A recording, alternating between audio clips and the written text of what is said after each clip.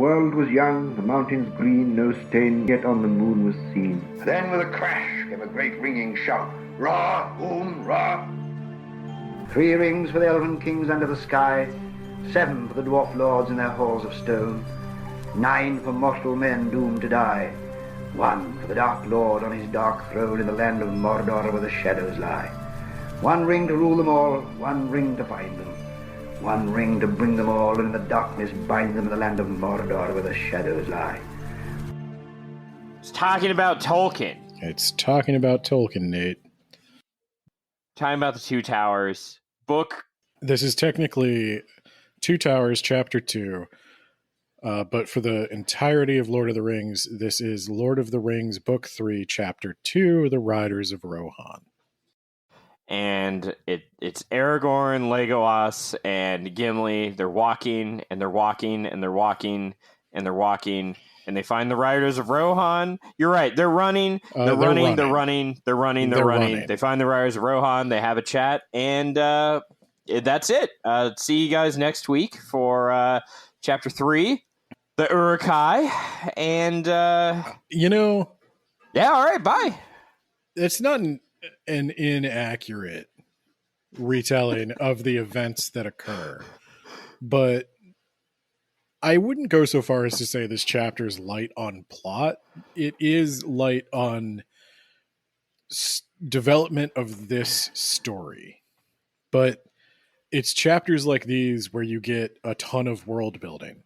So Aragorn, Gimli, and Legolas have been running basically for 24 hours straight without sleep. They eat lembas bread while they're running, and the magical properties of lembas bread are such that that works. And my first thought was, has anyone made lembas bread in real life? You know how like those people made Soylent Green for some reason, which I don't know what possessed them to do that. Like lembas bread, like it's what athletes use to keep going for 24 hours straight. Buy it now by special order. Yeah, so they're eating that special gas station lembas bread. That's legal meth, essentially. It's made with nuts and seeds and just a little bit of amphetamine. Yeah. Just Adderall. Yeah. Just straight. We poured Adderall on it. Yeah, on the second day, like on the night, I think maybe it's actually on the night of the third day after Boromir's death, they finally just kind of collapse, and they have to have Was it the third day or the second? It could be day? the second day. Because I think it was second, because I think they go like 4 days in this chapter of running and running. You know, if just one of them were maybe like part worm, you know? If one of them was some sort of worm boy, yeah, they could have made this easy. Well, one of them is some sort of worm boy. Legolas was ready to keep going. Yeah, Legolas, why don't you keep going? We'll catch up with you. I know that you can sleep while running. Apparently, we're going to talk about that. Yeah, I don't think you realize this, but like we can't do that. You know how we have to like sit down and then like lay our heads down and close our eyes? We don't do that like just for fun. That's also how we sleep. So a couple of things happen. They find that some of the orcs, they find orc bodies. These orcs were killed, and Aragorn identifies it. I like the book version of Aragorn's like ranging better than the movie version of Aragorn's ranging, where he just touches the ground briefly and was like, a hobbit lay here. He rolled 60 centimeters, got up, performed a light jog.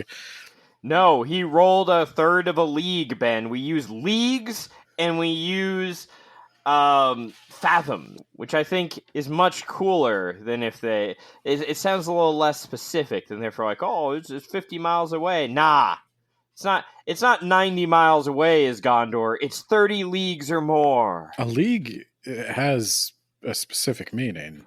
I looked it up. 30 leagues is about 90 miles. Yeah. But it sounds cooler. Well, couldn't we just reduce that leagues to then saying that 1 league? No, because 1 league Greatest common is... denominator. Yeah, let's. Oh, I guess it really is. Yeah. All right. I thought it was a little non-specific. Yeah, wrong again. Tolkien thought of everything.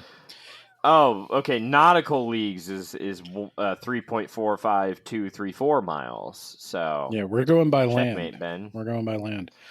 So still, league sounds cooler. It makes you sound cooler. You need to use that more often. As they're journeying, they see an eagle flying back north. I'm going to drive a league to work. You could do that. They Yeah. see an eagle flying back north. They wonder what he's up to.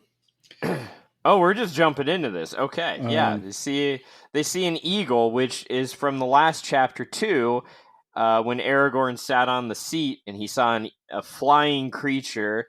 And there was speculation that one of the reasons he was shown that is Aragorn is very not confident about his decisions and needs someone to help kind of advise him. And oh, look at that. The chair showed him an eagle. What's he doing? Obviously, he's going to get Saruman.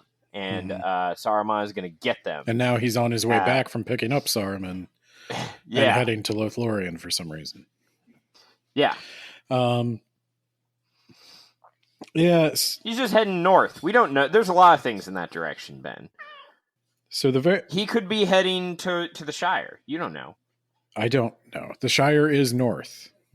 Yeah. It's a little more west. Yeah, there's a lot of things up there. A little more west than we currently are, but that's okay. Hey, first you gotta go north, then you can go west. It's one way to do it. Sometimes you could go northwest, though. Perhaps. Nah, if you flew. this eagle knows straight lines are the fastest way to the location, but he didn't realize like he's doing more than one straight line. He's going all the way north, and then he's going all the way west, and that's just this way he does. And you can't say he's stupid because you can't fly. So, checkmate. Well, the orcs are well ahead of them. Yeah. They do find a sign of what looks like a hobbit leaving one of the brooches that hold their cloaks, one of the leaves of Lothlorien, the gem. Yeah, I guess we should also say they're now on wide open plain. They descended from the Eamon Mule. Is that how you say it? Or yeah. Evan Mule? Yeah. Now they're on the plains of Rohan, Ben. And you didn't point out the fact that it's silent. It's like eerily silent. And for the entire... I think this did it better than the movie. And if this is your first time like experiencing Lord of the Rings, because for the entire last like book and a half, they've been like, is Rohan to be trusted? They paying tribute to Sauron? Are they following under the sway of Saruman? Like, we can't go by the gap of Rohan because I don't know if they're friendly anymore. And now the country's eerily quiet. What's going on, Ben? Yeah. Are we going to run into some riders of Rohan who are hostile? Very possible. Mm-hmm. So once they find this sign, they try to catch up to the orcs. They eventually, like I said, they have to rest. Legolas inhales that green smell.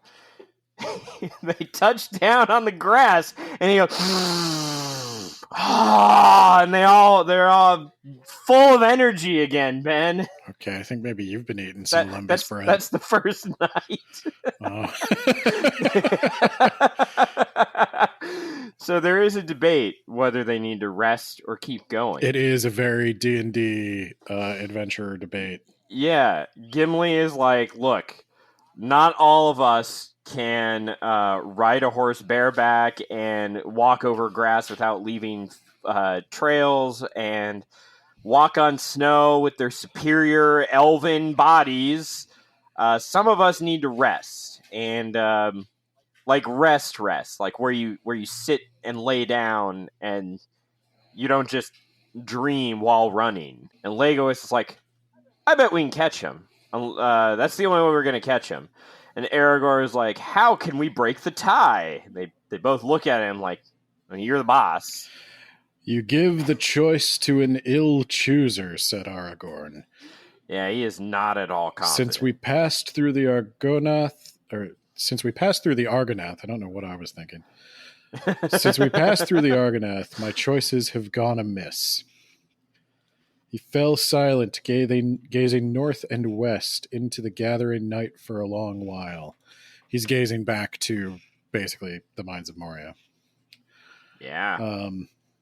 And Gimli says something about how I wish Galadriel had given us a magic flashlight the way she gave Frodo a magic flashlight. And Aragorn, there's only one of those, and Frodo needs it more. Yeah, exactly. I was going to say that exact thing. Sorry, there's only one. They only made one of them. Yeah. So there's a lot. It's like you've been saying. There's a lot in this chapter of as they're resting. One of the points of contention here is Legolas could go forever. Aragorn is willing to push himself into death by exhaustion, and Gimli is like, they're probably already dead. So you've got the three perspectives here in the group, and they're all reasonable, to be honest. Like, Legolas has a different, biochemical makeup, and he could just keep going forever. And so off you go, Legolas. Godspeed. This chapter. Can you carry us on your back while you're dream running? So let's talk about that. Let's dive into the Legolas. You fucking dick. Let's dive later in the chapter. They see the horses, and he's like, There's 105 guys. They've all got like fair skin and long hair, and Aragorn is like, man, like you elves have great eyes. He's like, nah, they're only like 5 leagues away. Like, yeah. Legolas, that's 15 miles. They look like shapes on the horizon to me. What were you talking? Like, I don't know if you realize this, but like you're kind of like physically better than us in like every way. Okay. Are you giving me shit? Are you being for real, or do you not know? I will be real with you. There was a point where they're standing on the hills still, and they're looking down the hills across the plains of Rohan, and they see a party of like a party of warriors running, and it's almost certainly the orcs. But Legolas says they're like 30 leagues away or something. I can't.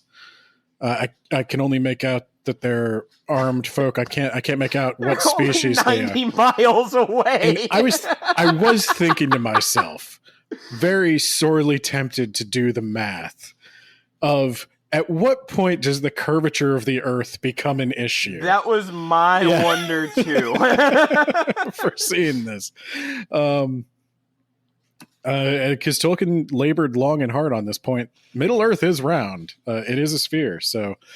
Yeah, it wasn't always that way. It wasn't always that way. I understand. He almost rewrote the whole Silmarillion again because he thought maybe it should have always been that way. But then he died. And what? And what? Then God just made it even more round? Come on. Yeah, I assume. Well, that's why he had to rewrite the whole thing, because now that part doesn't make any sense.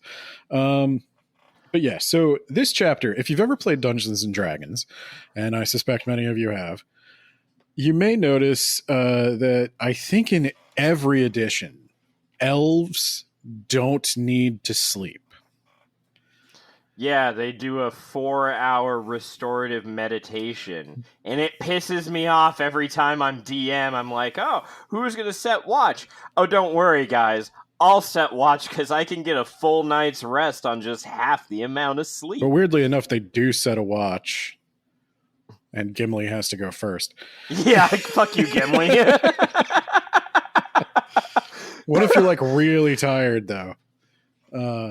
No, so Legolas, I'm almost certain this chapter is where Gary Gygax is pulling that lore from.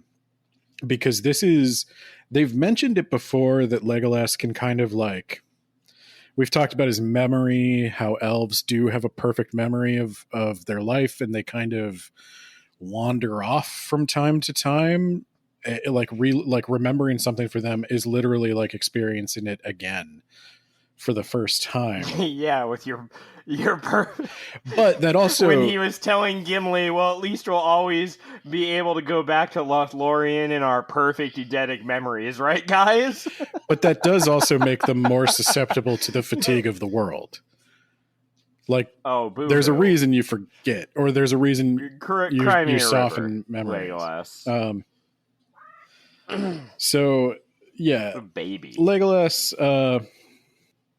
We didn't mention that they find pretty early on, like that first day, 5 dead orc bodies. I mentioned that, and Legolas. Luckily, we got that green smell. Legolas found all the sustenance that he needed in the lembas bread, and he could sleep, if sleep it could be called by men, capital M, resting in his mind in the strange paths of elvish dreams, and even as he walked, open-eyed in the light of this world.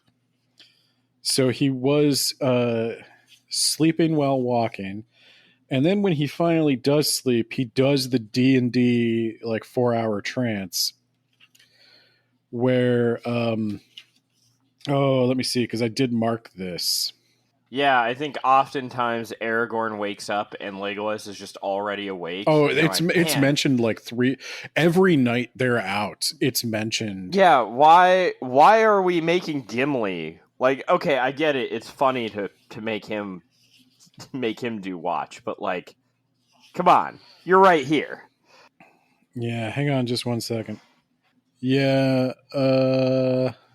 so when Gimli has to do the watch, Legolas already lay motionless, his fair hands folded upon his breast, his eyes unclosed, blending the living night and deep dream, as is the way with elves. So this is the elven meditation that you get in D&D, where they just blend their dreams and their waking world, and they're kind of out of it. Like, if you make a noise, they're going to hear it. And this is how DMs, this is how you can get your players. They're not actually looking for anything. So just don't make a noise. You can get right up on them. Whatever angle they fall asleep at, go the other way. And you get right up on an elf.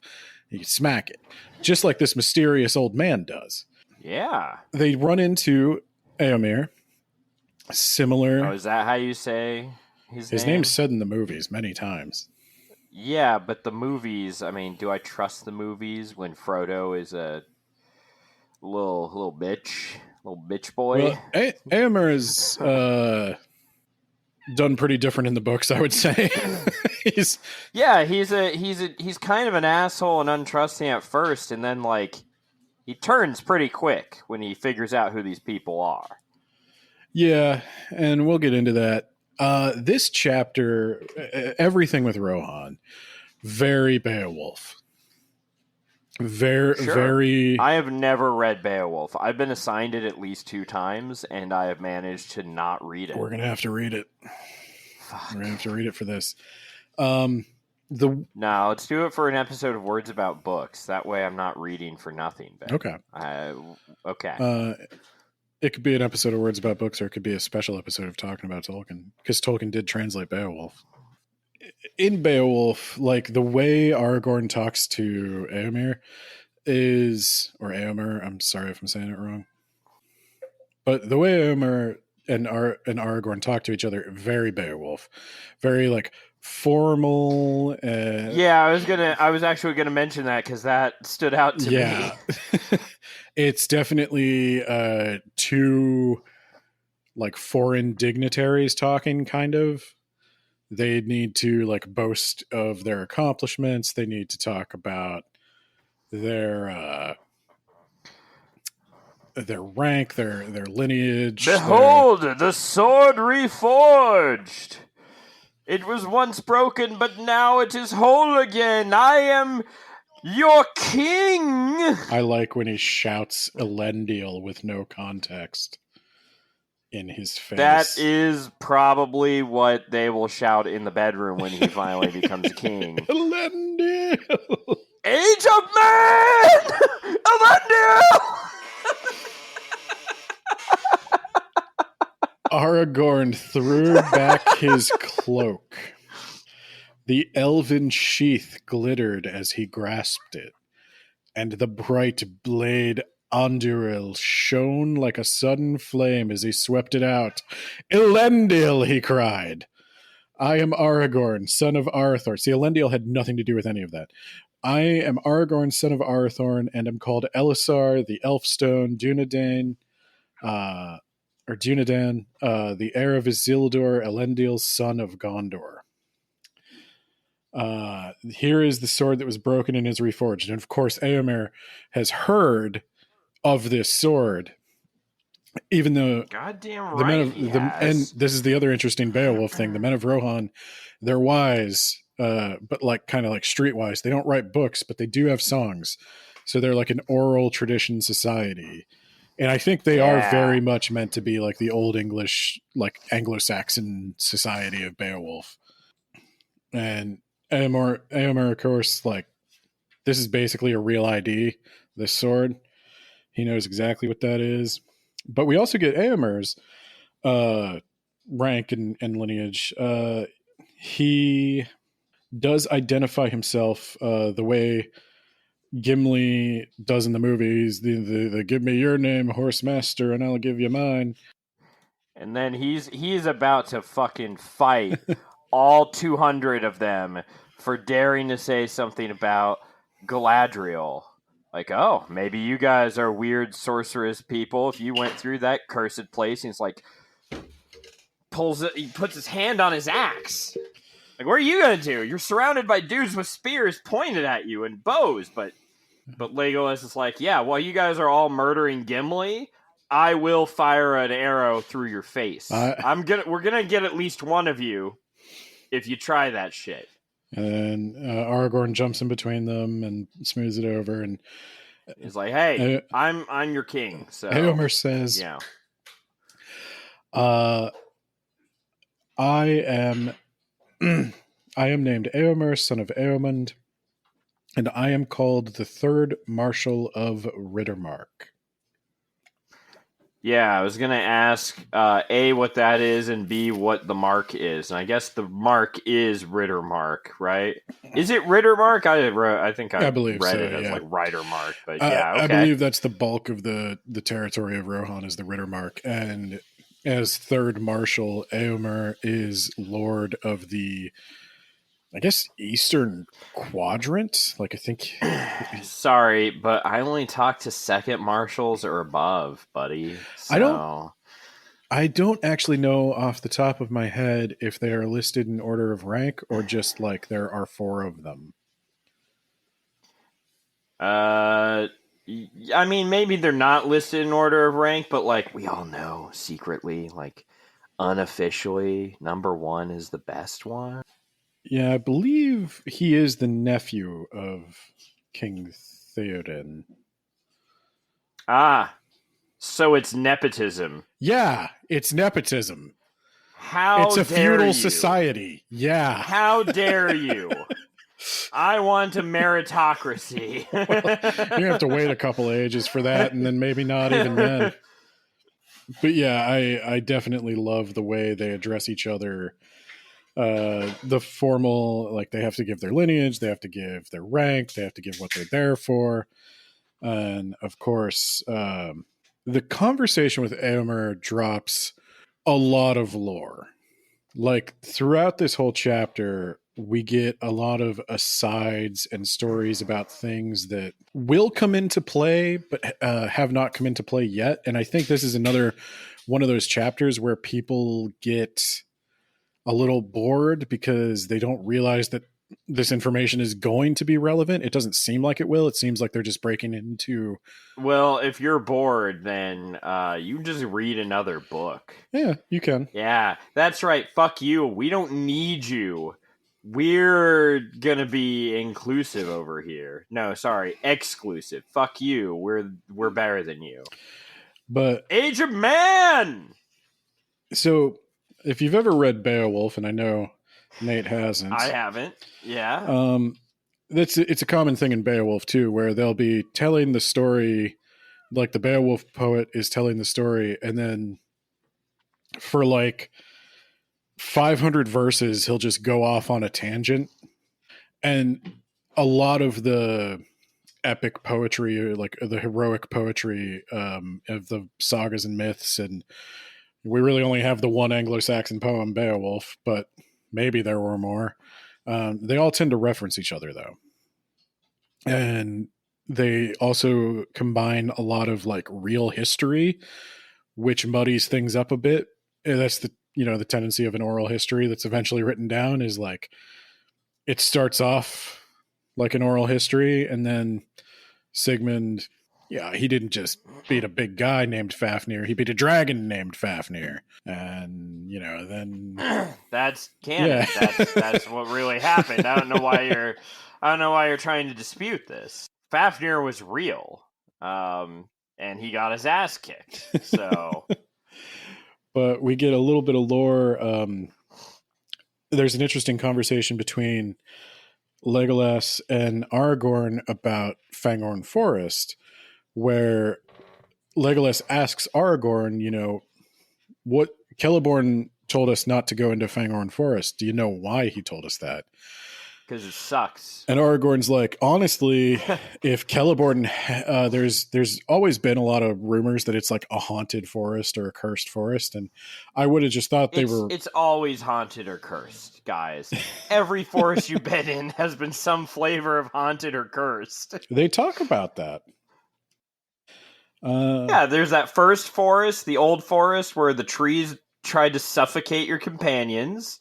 And then there's Mirkwood, which, sorry, Legolas, but it's shithole. It's got demon spiders and Dol Guldur. There's this You've forest. Never been there in the fall. It's beautiful. Weren't they there in the fall? Are you just saying that because it's beautiful? Like, because you had 13 dwarves in your dungeons that you were mistreating, who were just going about their business? The dwarves were the ugliest thing about the place. No, well, some offense, Finley. I'm sorry. Yeah, so they have this conversation where Legolas asks Aragorn why Celeborn warned them about this, and Aragorn's like, well, you're an elf that's lived for like 2,000 years. You tell me, man. And Legolas is like, I may have lived for 2,000 years, but I've only traveled from the northern 1,990 point. of them have been in Mirkwood. Yeah. Much like Sam Gamgee, if I take one more step, it'll be the farthest from home I've ever been. And we get this. You have journeyed further than I, said Legolas. I have heard nothing of this in my own land, save only songs that tell how the Onodrim, that men call Ents, dwelt there long ago, for Fangorn is old even as the elves would reckon it. Oh. Yes, it is old, said Aragorn, as old as the forest by the Barrow Downs, and it is that far shithole. greater. We all know how terrible that was. So these two forests, the forest with Old Man Willow by the Barrow Downs, the old forest of the Shire, and Fangorn, I believe, were originally part of a great forest. And thank God we got rid of some of that, because where else would we be? And we get foreshadowing. Just a forest that spans like every known location we've been to in the entire book. We get foreshadowing about the Onodrim, or the Ents. Yeah, they can't get their rocks off, and that is very sad. And there is a river called the Entwash. Yeah, don't know if it's... We've known about that for a while. I don't know if it's linguistically related to the Ents. Tolkien would pull that nonsense where it's just a coincidence, but they're probably linguistically related. Well, he's not around to tell me otherwise, so I'm telling you. He might have written a letter. I haven't looked into this particular aspect of it. Wow, Ben, you've had an entire week that I've been gone at Disney to read all of Tolkien's letters, and this is what you're doing while I'm busy going broke. How So dare you? that's one of the asides. We get the aside about the ants. We get When are we going to get a theme park for Lord of the Rings? I know it's going to happen at some point, and I'm going to hate it. And you're going to hate it, and we're going to wish I hadn't said anything. I'll probably be dead.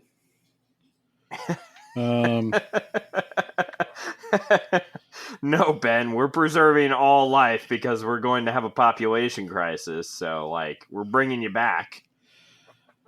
We also get a lot of interesting stuff in the conversation between Aragorn and Eomer about what the Rohirrim believe about the world. They have a lot of old memories in their songs. And it kind of blows Eomer's mind when Aragorn shows up. So, like, here's Eomer, okay? Military man, normal, like, not even... Did you mention that they seem to appear out of nowhere? At first, I thought they were just being rude, and they were riding past the group, and then It was the elven Aragorn cloaks. stands up. Yeah, it was the elven cloaks. But at first, I thought they were just being kind of dicks, and then Aragorn's like, "What news of the North?" And they're like, "Oh, shit! Where did you come from? How long have you been sitting there?" I forgot they had 3 magic cloaks. Yeah, I thought that was hilarious. So Aragorn shows up, right? Eomer, he's an early, like, Anglo-Saxon period guy. We're talking like, yeah, fuck yeah, the best kind of guy. Am I right? yeah, meh. He knows. It all got ruined when the Normans came over. You know what I mean? Oh, well, kinda, yeah. It was so much better when we were just Anglo-Saxons. Well, don't even bring up the Celts, okay? What about- Don't you fucking dare! What about when we were just Angles? Oh, yeah, that's a good point. The Saxons did kind of ruin everything. Yeah. That whole land is just a series of invasions after invasions. And that is why they got so mad and then took it out on the rest of the world several hundred years later. But so this guy is just like a medieval lord. He does his feudal service. He's not too far off in line for the throne. You know, he's a politician. He exists in this world. And then all of a sudden, this dude shows up and is basically like, "Hey, I'm King Arthur. This is an elf. This is a dwarf. We're in search of 2 halflings. Yes, those halflings from the stories." You're pitching a pretty awesome book. It sounds like you write something that's like a medieval period piece, and then just in chapter 2, fucking King Arthur and his elf friend and his dwarf friend pop out of nowhere, but we just keep following the normal soldier dude. Yeah, and we're like, "Hey, we need help to look for halflings." And he's like, "Halflings are just a rumor. Halflings are just a story, like little people that I can't conceive of a little person. That's you're silly. What, like smaller than a horse? Silly. Nah, dog, no. Nah. And then he's like, "Yeah, and where did you come from?" He's like, "Well, we just came from Lothlorien, the magical kingdom ruled by what you think is an evil witch." And he's like, Okay, I don't believe you. "Oh, you don't believe me? Well, have you heard Elendil?" And then here's my magical sword and Juril. And Aragorn becomes larger in stature. He's a fucking king when he brings this out. He may or may not have manifested a shimmering white spectral crown. You know the most unbelievable thing of all, though? Is when they tell him... first, they also tell him Boromir's dead, and he's like... and he does... I enjoyed this. He's like, "What news of Boromir? His horse came back, but he didn't come back." And they're like, "Well, you're going to find this out from the river sooner or later, but he's dead." And they're like, "Wow, this is a lot of hard news you're telling us here. Boromir's dead. Every fairy tale I was ever told is true and here. And Sauron's on one side of us, Saruman's on the other side of us. We're about to get completely wiped off the map. And he's like, yeah, but we got to find these halflings. I would love to help you. I would dearly love to help you, but we got to find these halflings first. And we've been running after these orcs trying to catch him. He's like, well, buddy, like we got him. And he's like, yeah, well, mission accomplished. We were on the aircraft carrier and everything. But then he's like, wait. Are you just drinking? There's no way that's like straight up Mrs. Butters. He goes, when did Boromir die? And he goes, 4 days ago. 4 days ago, in the shadow of Tol Brandir. And he's like, wait. You were at Tol Brandir 4 days ago, and you came here on foot. And he's like, yeah. And then this is where he does, and this is an Old Norse, I think it's probably an Anglo-Saxon thing as well. He gives a nickname. This is a very Beowulf thing.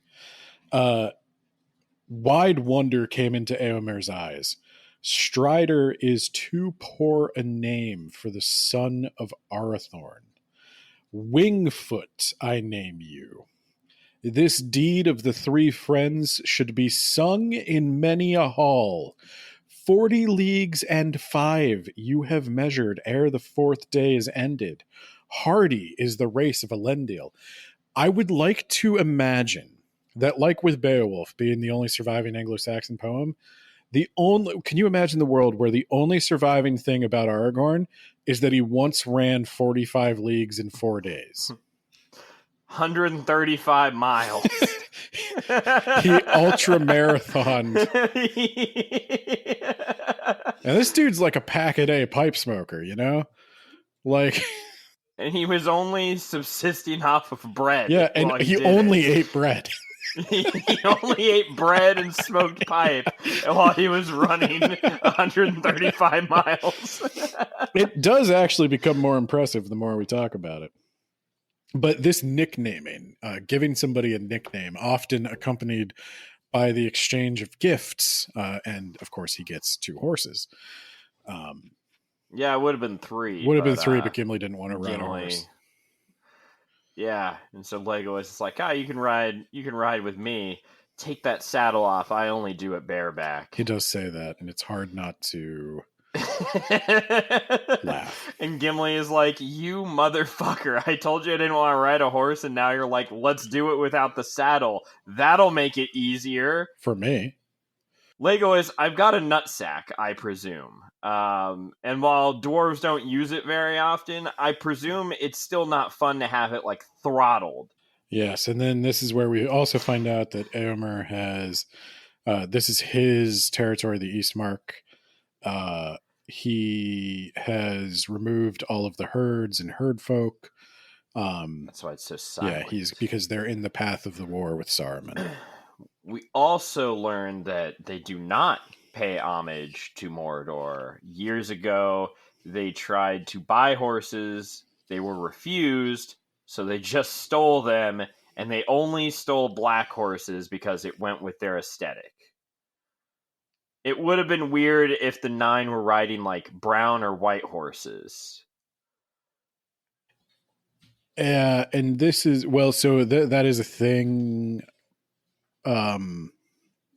White horses are this is a real life thing in medieval society. White horses are the best, the most expensive. Is that why Shadowfax is the most white of white horses? Yeah. Who, by the way, they mentioned Gandalf came by and tried to warn them that Saruman was turning against them, and Theoden is like, get out of my sight. And so Gandalf stole Shadowfax and rode away? No, what happened was... Gandalf is seen as not a great... Like, don't utter his name around the king. Yeah, Theoden's pissed at Gandalf, mostly for the Shadowfax thing. What happened, and I believe we heard this story, Gandalf told it to Bilbo or Frodo, but it's one of those things where it's like... I think he told it to the group. Yeah, he might have told it to the council. Yeah. Theoden gave him pick of the stables, and Shadowfax normally would never allow anyone to ride him who was not royalty, like Rohan royalty. And then Gandalf goes, I want that one. And Shadowfax was like, mm-hmm. And then they rode off into the sunset, and Theoden was pissed. And now Shadowfax has come back on his own and will not allow anyone to ride him. He will not allow Theoden to ride him. So he has ruined Shadowfax. And the reason Shadowfax is important, like, yeah, he's the Lord of all horses, magic whistle, and everything that happened in the movie, but he is descended from their legendary founder king's personal horse. So Shadowfax is like an important horse in a society of horse breeders. There's another little game that is played that is very similar to a saga where Eomer says, okay, I like you, dude. And I even agree with you about a lot of stuff. Like, Aragorn's like, are you guys allied with Sauron or are you enemies of Sauron? And he's like, we're neutral. And Aragorn's like, that's not really going to be an option here, man. And he's like, hey, I agree. A lot of people here agree, but maybe like you're going to find that Saruman, not all of his friends are in Orthanc. There might be a few friends of Saruman in the court, and they're giving the king craven counsel. Who could it be? Can you list off the names of his courtiers? I'm sure I can figure out who it is. There's Eomer, Eowyn, Wormtongue, Durnhelm. What was that last one? Yeah. So the king's getting some bad advice, and people are. But who could?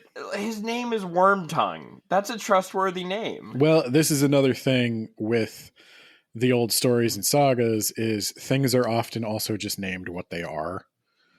Like I was just talking. There's a new manga in Shonen Jump called Otter of the Flame or something, and Otter is a character from the Poetic Edda that Loki. It's a dwarf who can shapeshift, and he likes to shapeshift into an otter, which is what Otter means. It's just the Old Norse word for otter. And Loki kills him while he's an otter. It's easier to remember because he wants his pelt. Oh, nice. But he doesn't realize it was a shapeshifting dwarf. Well, I mean, that's what you get for not identifying yourself So clearly. then the shapeshifting dwarf's family is like, you better pay the fine or you got a blood feud on your hands. And Loki's like, here we go again. And it's a whole wacky adventure. Does he have to kill his entire family? Is that where that leads? Yeah, it might. Yeah, it's not great. Loki's not known for paying his weregild, But Eomer, he's got this thing where he respects Aragorn's mission, but he is sworn certain oaths. He's beholden to a certain lord, and one of the things he's not allowed to do is to let a stranger just roam freely around Rohan without the king's permission. So Aragorn, I wanted you to come to the court with me as a friend, but if you have to come as a prisoner, then I guess we'll do that. And then Aragorn decides to make a persuasion check. And he gets advantage because he's got that cool-ass sword, and this guy likes him. Well, if the persuasion check fails, he's prepared to attempt an intimidation check. He says, don't worry. I don't think your law was made for this. Not a stranger. I have actually been here before, more than once, and ridden with the host of Rohirrim, though under other name and in other guise. You I have not seen before because you are young, but I have spoken with Eomer, your father, and with Theoden, son of Thengel. And so basically, I've been here before. I've fought with you guys, actually. I knew your dad. I know Theoden. I'm low-key like 80 years old. So not a stranger, and therefore you would not be violating your oath by allowing me to wander your lands. Ah, shit. He got me. And if you did seek to carry out your law, he says, come now, Eomer. Or, come now, son of Eomund. The choice must be made at last. Aid us, or at the worst, let us go free. Or seek to carry out your law. If you do, there will be fewer of you to return to your war or to your king. Yeah, it's a real nice way of him saying it. Like, hey, you can just let us go, or we can start killing. Probably can't get rid of all of you, but we'll get enough of you, starting with you. Mm-hmm. Yeah. And Eomer is like, okay, here's what I'm going to do. I'm going to give you 3 horses. And Gimli's like, fuck that. And he's like, okay, I'm going to give you 2 horses. And you guys are going to do whatever it is you think you have to do.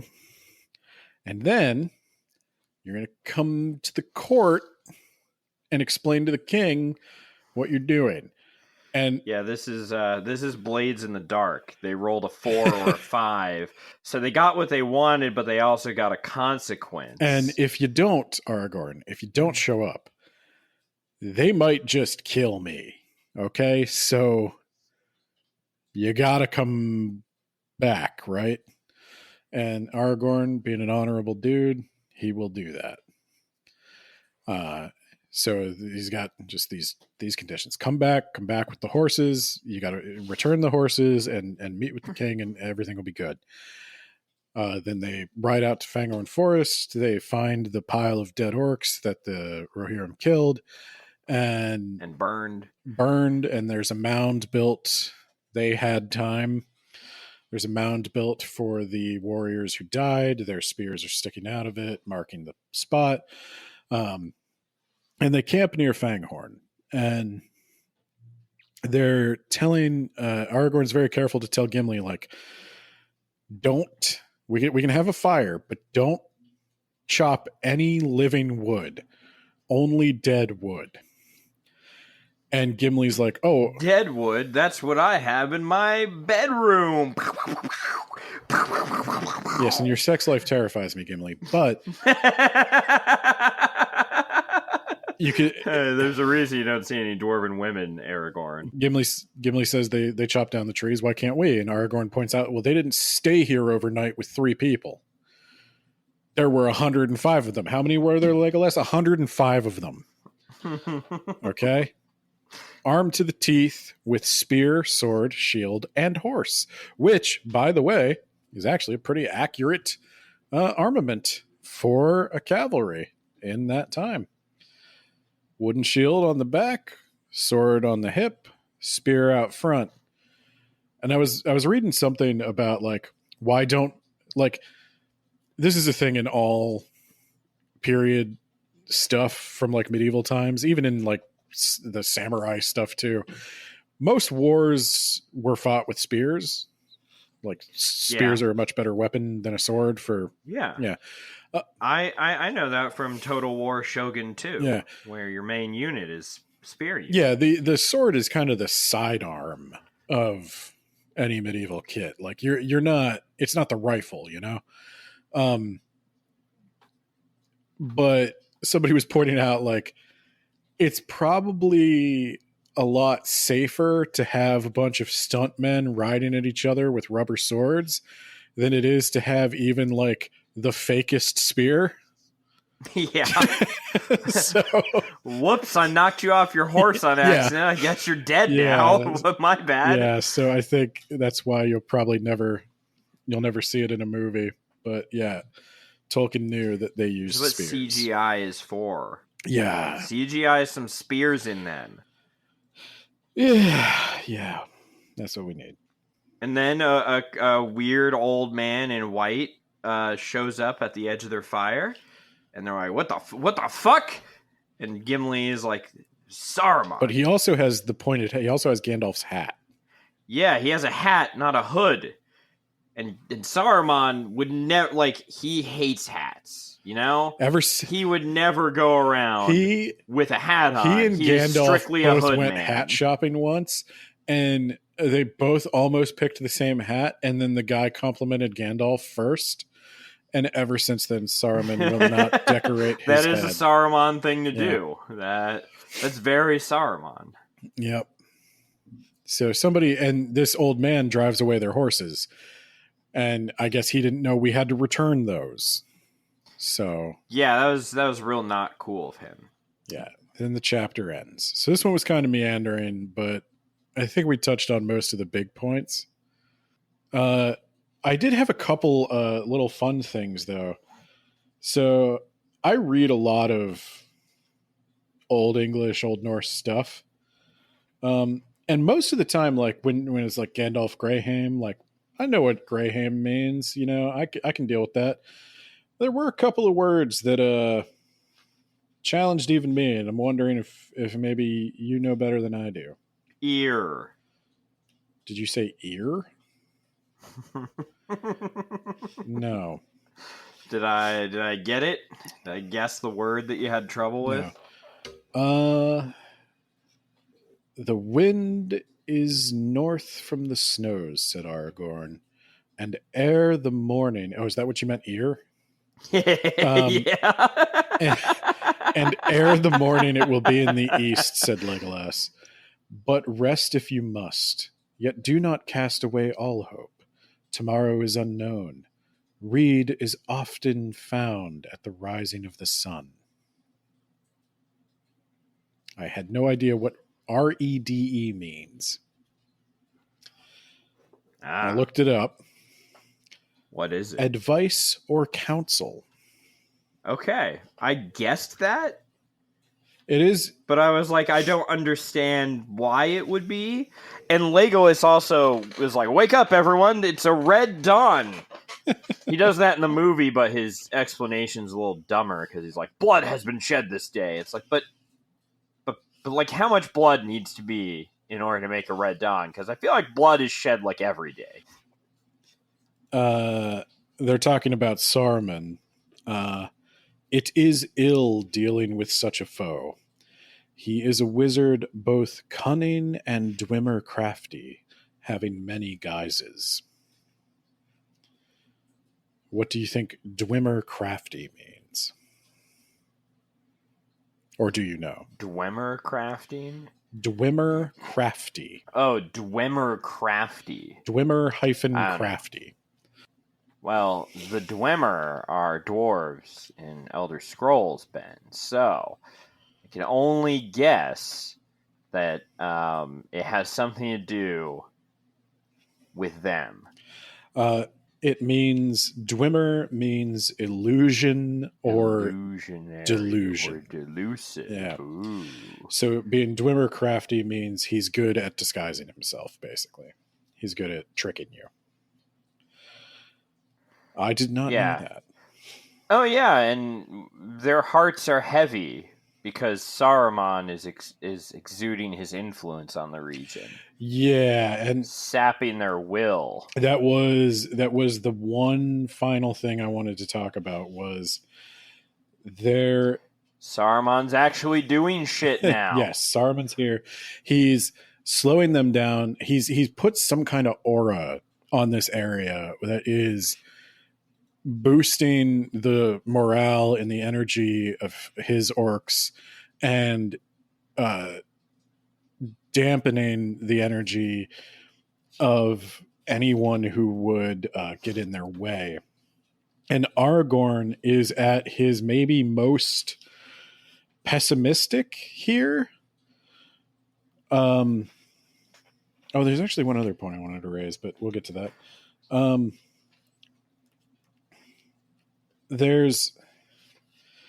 Let me read you some Aragorn quotes from this chapter. Gimli ground his teeth.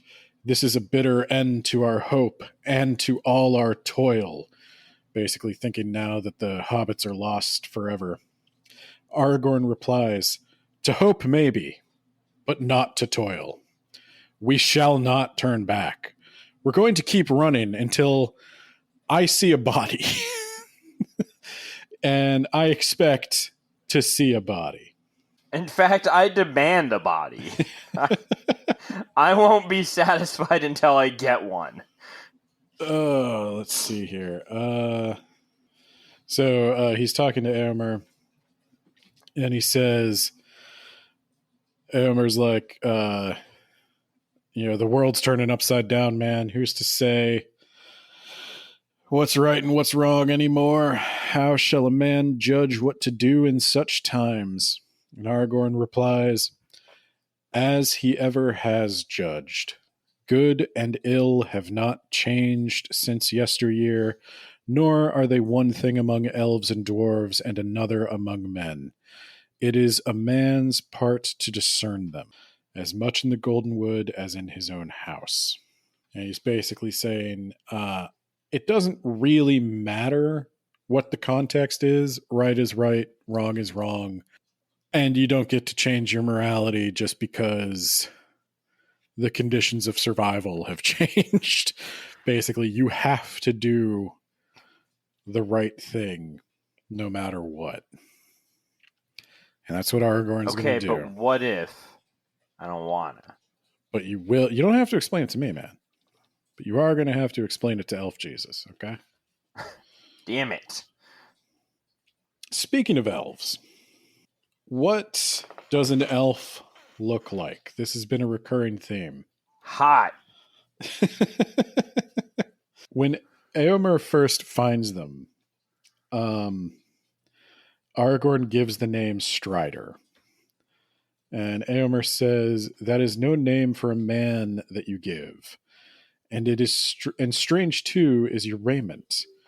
Have you sprung out of the grass? How did you escape our sight? Are you elvish folk? Eomer does not seem to be able to detect at a glance that Aragorn is not an elf. I guess He's taller. He's not as pretty. He's got a beard. I don't know if Aragorn has a beard at this point. He definitely does. I say he does. I mean, he's been running for 3 days. He must have something. He has not stopped to shave. When did he have time to shave? Exactly. And what with? I mean, I guess he has knives. I can't imagine. The sword would be a little unwieldy. Yeah, don't be a coward. Use the sword. Okay. You bring out Elendil for the big stuff, which is your beard. You the sword. The closest shave a man can ever get. The sword of Elendil. Gillette Elendil blade. We're as soon as this stuff goes into the public domain, Ben, we're gonna start making Limbus bread, and we're gonna get Elendil razors. We're gonna corner the market, Ben. Oh fuck! Peter Thiel already named his surveillance thing Palantir. He knows that the Palantir is like bad and not something you're supposed to use or want to use. Right? Yeah, so is his thing. Okay, as long as he's aware. And the Palantir aren't. His thing is actually more evil than the Palantir. The Palantir is only evil because Sauron's on the other end of one. Yeah. If you get the stones themselves are fine. So can we use the Palantir after Sauron? People use it. People are using it right now. Well, yeah, I know they use it to talk across the sea. Yeah. And it's like a party line. So the Palantir is basically a version of those two chairs. It's a similar magic to those two chairs. You point it in a direction, and it lets you see whatever's in that direction. Like you can mentally sort of like zoom in, zoom out.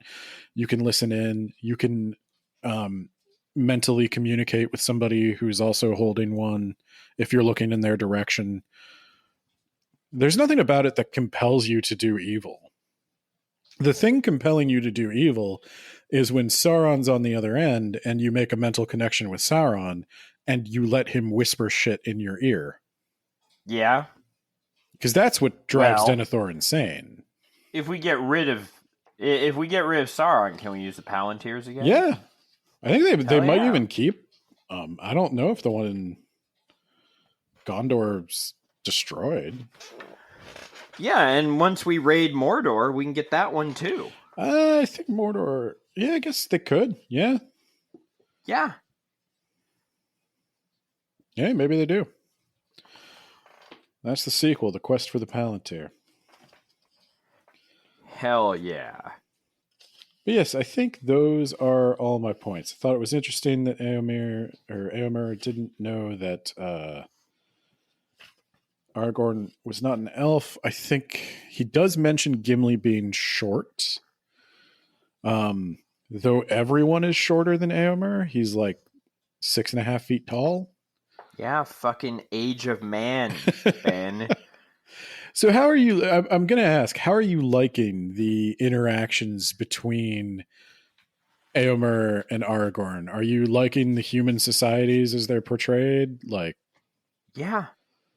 Age of fucking man, Ben. We're doing it. Because, like, this is how we get on top. Genuinely, you might like Beowulf. That's weird. He wrestles the spawn of Cain and rips his arm out of its socket and off. Oh, that sounds fucking metal. Beowulf is like, there's a whole genre of metal dedicated to Beowulf. Yeah, no, he kills the monster, then he kills the monster's mother. Fuck yeah! Fuck yeah! He got him. Get the whole family. Yeah. Good job. And he kills. I think we have to read this now. Yeah, I'm right. He also wins a swimming contest. That's one of the asides. Yeah, he just like Tom Green. I was telling Shai this as I was rereading Beowulf. He goes into the ocean to do the swimming contest with a guy. He goes. Sorry, I only swim against chicks. He's prepared to fight many sea monsters, and this means he, of course, went into the ocean with his full coat of mail and a sword in case he should encounter a whale. Okay, see, that's cowardice. I would just punch it to death. Well, that's what he says with Grendel. Is Grendel doesn't use weapons, so I'm not going to use a sword. If I use a sword, it's going to be over too quick. I gotta wrestle him. Okay. Yeah. Well. No, Beowulf is like the peak of macho bullshit, and then I'll have to do some work to make it. I think we have make it sound poetic. I think we have to. But there is actually a lot of interesting history to Beowulf and everything, so I think it would be good to do. And there are a lot of themes, and of course, you won't be surprised to find that, like, Tolkien in his translation decides that one of the themes is like cycles of life and death, and an ever decaying world. I don't know if he discovered that in Beowulf and became obsessed with it, or if he just is obsessed with it. So, well, that's talking about Tolkien, and a little bit of history for you to take home. I'm probably gonna have to edit some of that out because sometimes history gets a little too real. I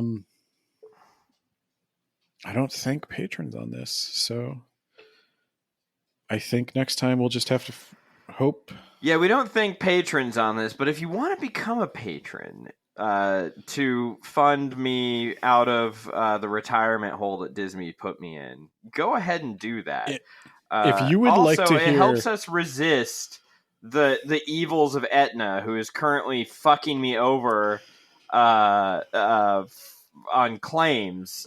So Etna, if anyone from your company is listening to this, and statistically speaking you are, you can suck my dick. Anyway. Hang on, I'll tell you if I'm going to pick... no, that's an old one. No, we're not picking a fight with Etna. I have Etna insurance. So... You don't have to tell them. But, yeah. If you do, the one thing listeners of the show might get out of the Patreon, you get these episodes early. You will also get to hear us talk a lot more about D&D. So, yeah, if that's something you're interested in, check it out. Otherwise, next time we're going to find out who this old man is. The road goes ever on and on, down from the door which began. Now far ahead the road is gone, and I must follow it, if I can, pursuing it with eager feet until it joins some larger way, where many paths and errands meet. And whither then, I cannot say.